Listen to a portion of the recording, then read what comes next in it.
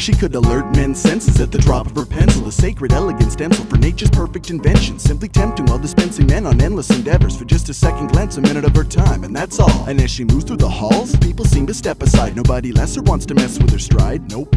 On her phone when she goes by, no doubt with some older guy, so he can pick her up from school in his ridiculous ride. And everybody's got to stare while she's flipping her hair, the feminine flair that keeps us all intent and aware. It says that basically she shouldn't have to work for her share. She thinks nobody ever notices her nose in the air. But as I flow with the snare, I think of all them other girls who give their whole damn world to be that sparkling pearl. But her angelic silhouette was never heaven sent. Those efforts could be better spent preventing death instead of selling sex. She was a metaphor for intercourse. They let her score, those sinners wore a satisfied grin, because she bends to their whims. Her popularity rises as she drops to her shins. She hits up every party with the 40 of gin. Her image? So practiced and graceful. Personality? Tactless and wasteful. The fact is, she's looking for somewhere to cash in. Doesn't care at all about her hair or the fashion, as long as it gets her where she wants to be. As long as he doesn't mind paying her fee. As long as any man foolish enough to fall in her web willingly cuffs himself lovesick at the side of her bed. Oh, those false promises inside of her head. Lord knows how many lies that she fed to guys that she's met, disguised as a viable bet, and trying to get herself a new disposable soul to spend.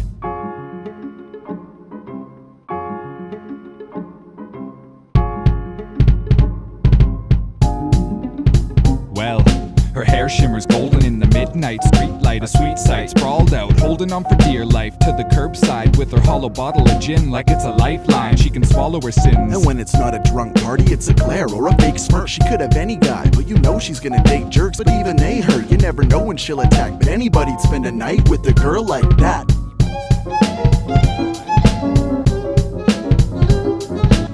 Spend a night, or who could spend their life?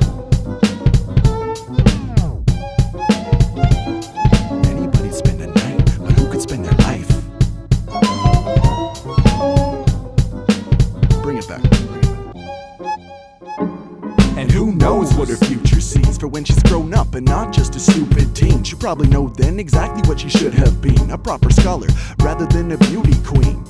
Well, now she's destined for an easy, boring office job with a sleazy, horrid, awful boss. And if these thoughts had crossed her mind a few years before, well, then she might have just been nicer to her peers and folks. Now her career's a joke, there ain't nothing gonna save her. No college education, not a penny saver. Later, the only possible way her boss will give her a raise is if she pays him under the table.